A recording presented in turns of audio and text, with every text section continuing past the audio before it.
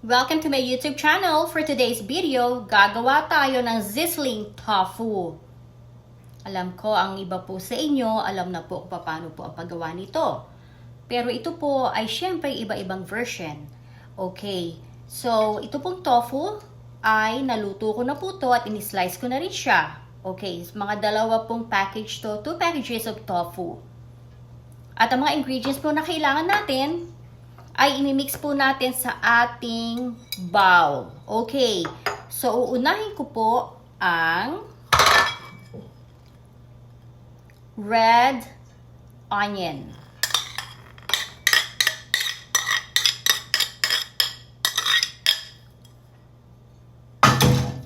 Next is brown sugar. Konti lang po ang brown sugar, kaya konti lang din po yan.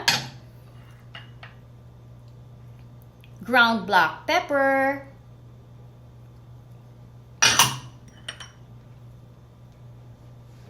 crushed chili. Ang dapat po sana rito ay yung pong sili ng pangsigang. Since wala tayong sili ng pangsigang, syempre gagawa tayo ng paraan. Okay, so para medyo maanghang ang ating sizzling tofu. So ito po, instead of the sili ng pangsigang, I have a crushed chili.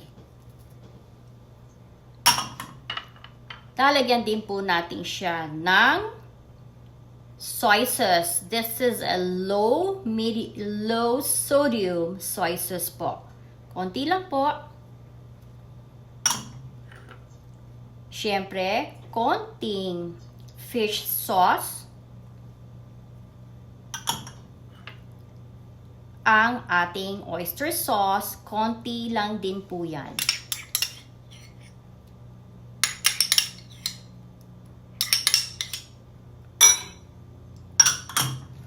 At syempre, hindi kumpleto ang ating sizzling tofu kung wala tayong mayonnaise. Okay, lalagyan po natin ng mayonnaise to. Ang mayonnaise po, siguro po mga 1 cup ang ilalagay ninyo.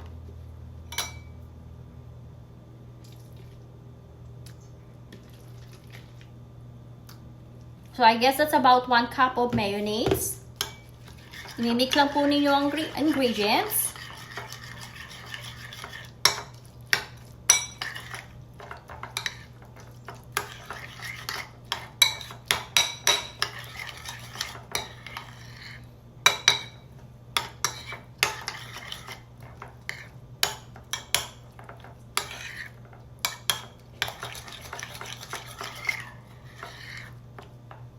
Lalagyan ko pa po ng konting mayonnaise. I think this is not enough. Okay. Ito po ang pinakamadaling lutuin. So, ito yung sinasabi kong masustansya na at budget friendly pa at magugustuhan po ng buong pamilya. Kayang-kaya sa bulsa. Masustansya at high in protein. Okay, so, lagay na po natin. Ito po ang aking nalagyanan ng ating sizzling tofu.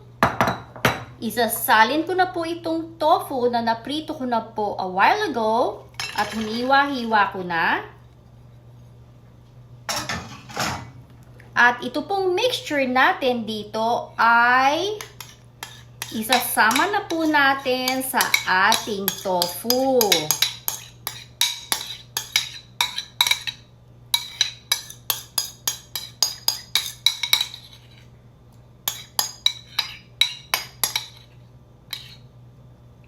Okay, so imimix lang po natin lahat.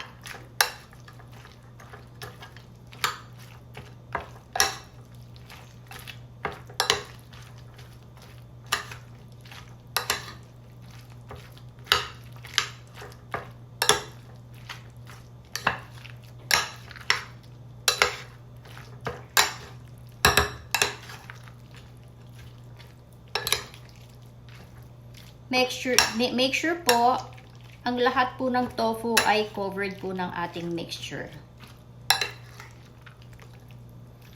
At At mas maganda po dito kung ang tofu po ninyo medyo malamig na ng konti. Yung hindi naman malamig na malamig. Yung pagkaluto po ninyo, medyo let it sit for a while. At saka po ninyo ilagay yung inyong mixture kasi po, may mayonnaise po ito.